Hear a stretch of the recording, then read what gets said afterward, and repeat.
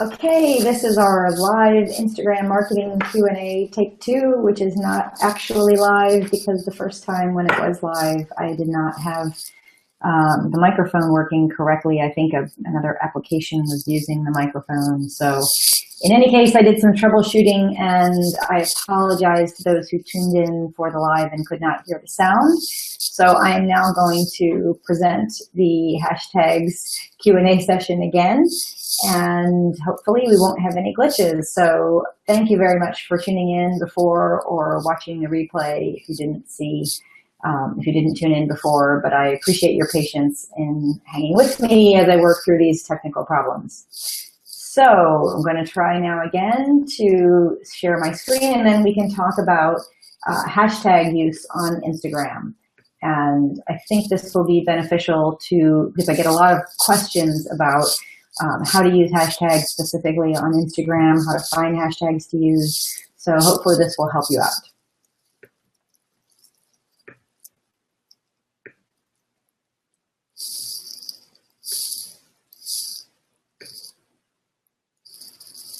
Okay, hashtags on Instagram.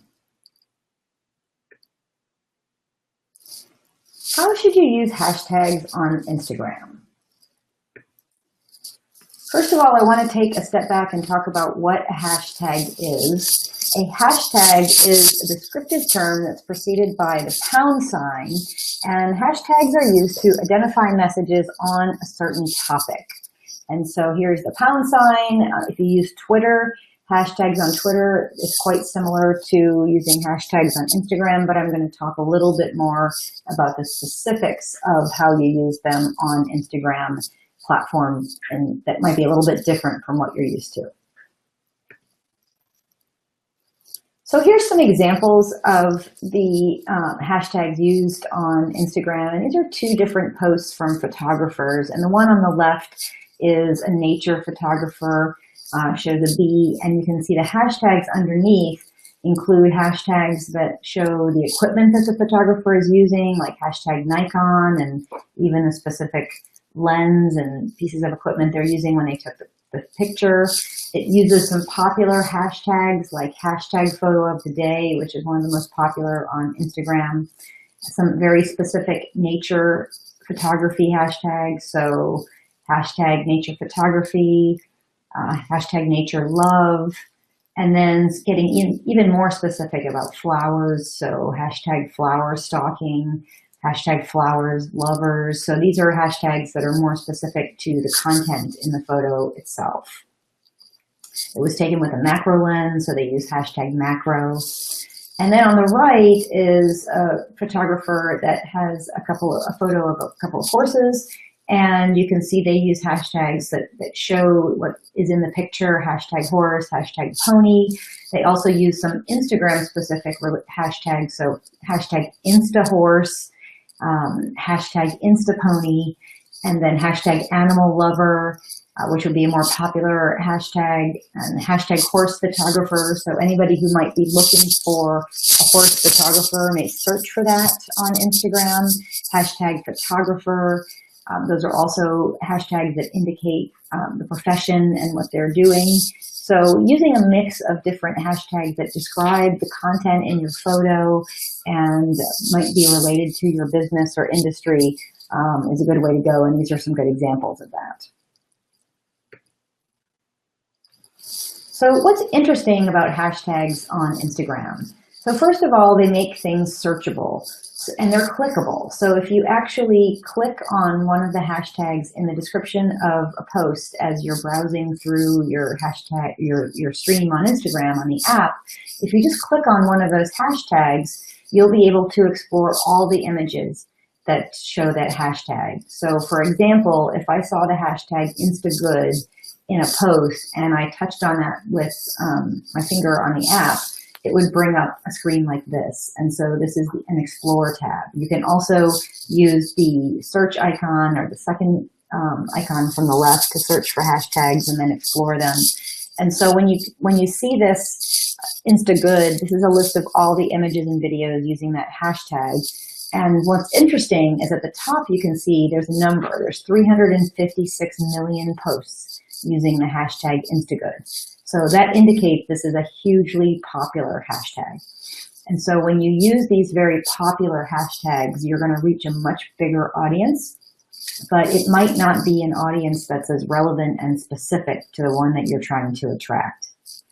The other thing that happens when you use a very popular hashtag is that there's so many images that use this popular hashtag that your images will have a very short lifespan, because if someone's browsing for or looking at these Instagood hashtags, there's so many other images that are going to come up very quickly because everyone is posting with them that your content just gets buried very quickly. So I recommend using a combination of more popular hashtags when they're appropriate to your image and your content, but also using more, I think more importantly, is using more specific hashtags that are less popular but more relevant to your content and your audience.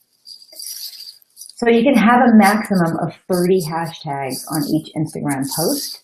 And that includes hashtags that are in the description and hashtags that are added to comments on your post. And that can be hashtags that you put into the comments yourself. And that's a popular way to add some extra hashtags without filling up your description with a bunch of hashtags, which can look a little spammy.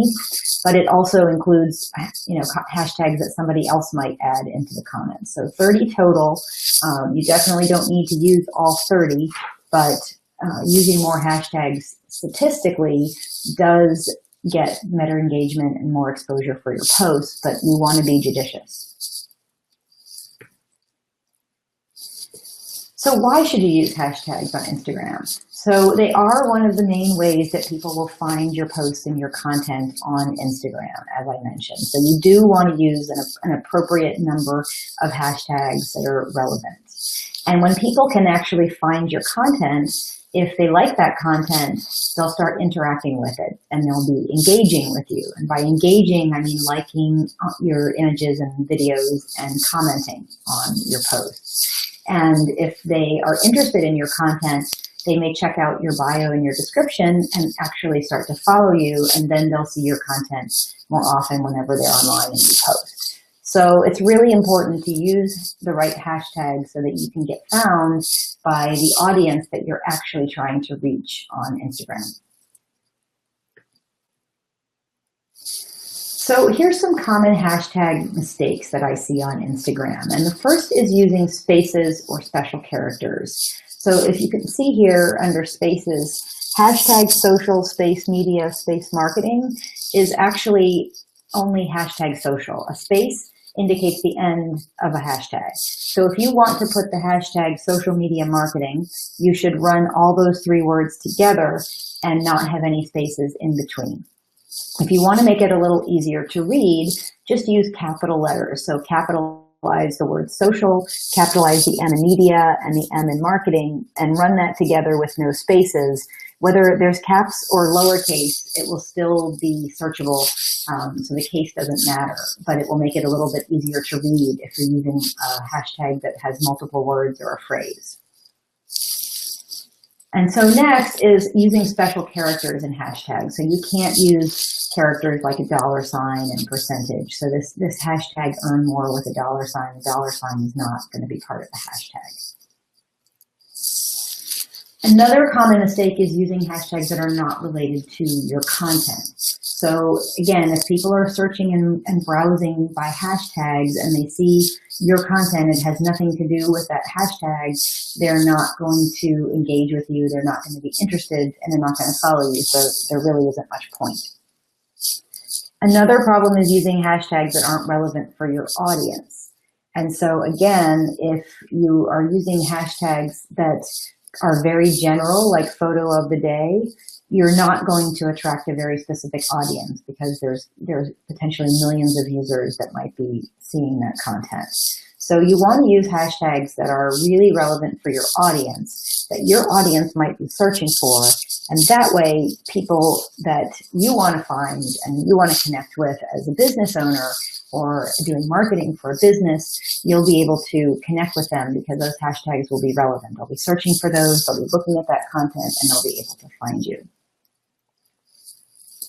So another thing I've seen is using a hashtag or the pound sign instead of the @ symbol when you want to notify someone, or this is also known as a shout out. And so a shout out is using the @ sign followed by someone's username. So it's basically like a notification on Twitter. So @ followed by the username is actually, will actually tag someone and notify them about your post. So if you use a pound sign followed by their username, it could be that they'll find that if they happen to be monitoring their brand. So let's say you're talking about the brand Oreo. And if you use hashtag Oreo, they might find your content, but they won't be notified. If you use the @ sign followed by the word Oreo, which is their account name, then you'll actually notify them of your posting. So it's important to know when to use a hashtag and when to use the @ symbol. And the @ symbol is if you want to notify someone. The pound sign would be used more of if you want to use a pound in their brand name so that you're maybe hooking into their use of their own hashtag and that brand name, or other people using the hashtag and the brand name. But again, you want to make sure that that's relevant for your audience and relevant to the content that you're actually adding that hashtag to.